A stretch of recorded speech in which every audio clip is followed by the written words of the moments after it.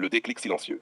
Une scène banale. Des femmes, assises, à l'aise, pantalon, basket, polo, rien de choquant. Et pourtant, une question te traverse. Où est passée la féminité? Pas comme un jugement, comme une absence que tu ressens sans pouvoir la nommer.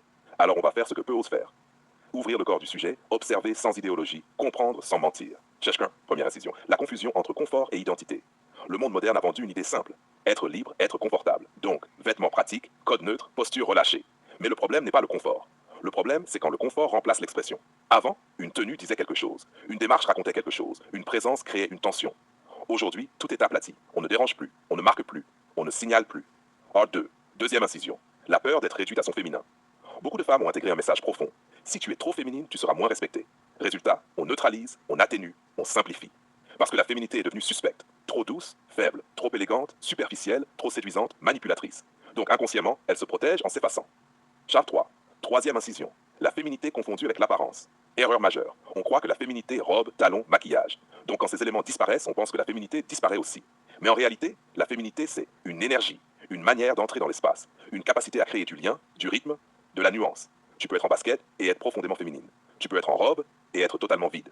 Le problème n'est pas le vêtement, c'est l'intention derrière. Car quatrième incision, la société de l'indifférenciation.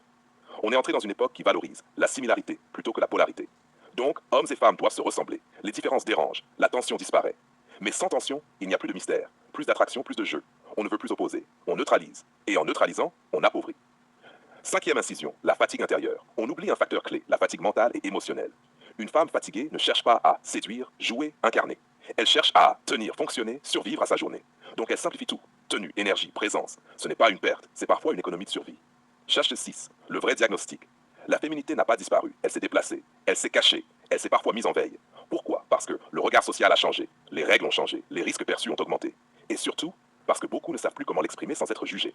Les 7. La question qui dérange. Alors la vraie question n'est pas où est passée la féminité, mais qu'est-ce qu'on a rendu dangereux dans le fait d'être féminine? 8. Ouverture, le paradoxe final. Ironie totale, plus une société devient libre, plus les individus s'autocensurent, pas par obligation, par adaptation. Conclusion, le verdict. La féminité n'est pas morte. Elle est en négociation permanente avec son époque, et parfois, elle choisit de disparaître plutôt que d'être mal interprétée. Question finale. Est-ce que la féminité a disparu, ou est-ce qu'on ne sait plus la reconnaître quand elle ne correspond plus à nos anciens codes? Si tu